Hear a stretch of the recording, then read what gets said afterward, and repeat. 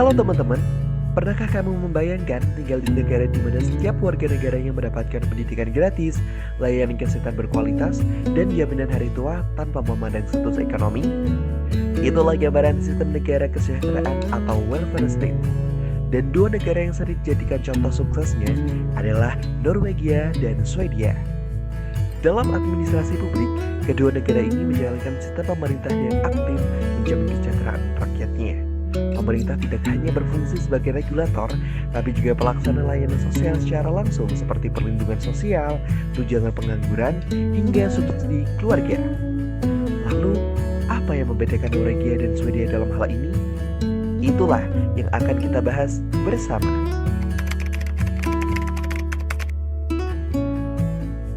Norwegia dan Swedia sebagai bagian dari kawasan Skandinavia punya banyak persamaan mendasar dalam pengelolaan negara kesejahteraan. Pertama, mereka sama-sama menerapkan sistem kesejahteraan universal dan inklusif. Artinya, seluruh warga negara, baik kaya maupun miskin, berhak mendapatkan layanan sosial secara merata. Yang kedua, sistem administrasi publiknya transparan dan demokratis. Masyarakat dapat ikut mengawasi bahkan terlibat langsung dalam pengambilan keputusan. Tingkat kepercayaan masyarakat terhadap pemerintah pun sangat tinggi, karena pemerintahannya bersih dari korupsi dan dikelola oleh birokrat profesional. Ketiga, kedua negara tersebut menerapkan desentralisasi layanan sosial. Pemerintah daerah diberi wewenang mengelola pendidikan, kesehatan, dan kesejahteraan agar lebih sesuai dengan kebutuhan lokal.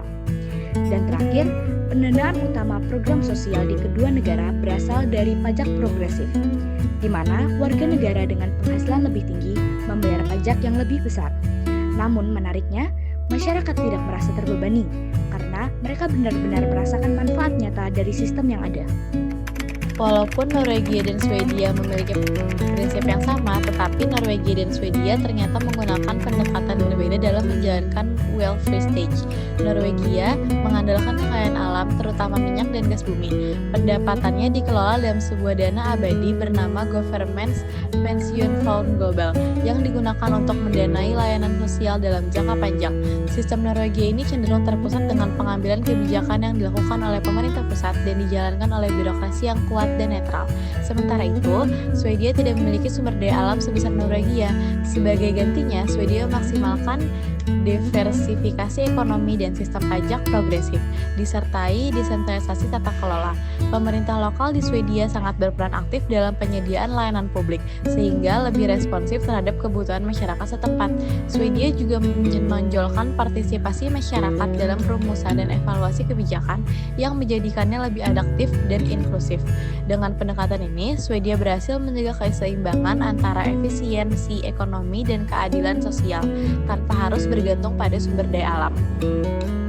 Untuk memperjelas, mari kita lihat dua contoh nyata dari masing-masing negara. Norwegia membuka diri terhadap imigrasi untuk mengisi kebutuhan tenaga kerja, tapi ini juga membawa tantangan baru. Bagaimana negara dapat mengintegrasikan para imigran ke dalam sistem sosial tanpa menimbulkan beban yang berlebihan? Pemerintah Norwegia menangannya dengan kebijakan pelatihan kerja, pembelajaran bahasa, dan sistem integrasi yang bertahap.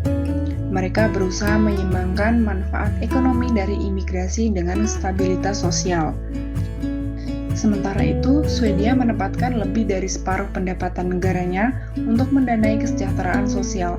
Hasilnya, tingkat kemiskinan rendah, pendidikan dan layanan kesehatan berkualitas, serta tingkat kejahatan yang juga rendah. Kuncinya adalah kerjasama antar pemerintah dan masyarakat, serta kepercayaan bahwa pajak yang dibayarkan benar-benar kembali kepada rakyat. Kesimpulannya, baik Norwegia maupun Swedia membuktikan bahwa sistem kesejahteraan yang kuat harus didukung oleh tata kelola publik yang baik, komitmen politik, dan partisipasi masyarakat. Mereka adalah bukti bahwa negara bisa hadir secara nyata untuk menjamin kehidupan rakyatnya, bukan hanya melalui kata-kata, tapi lewat kebijakan dan tindakan nyata.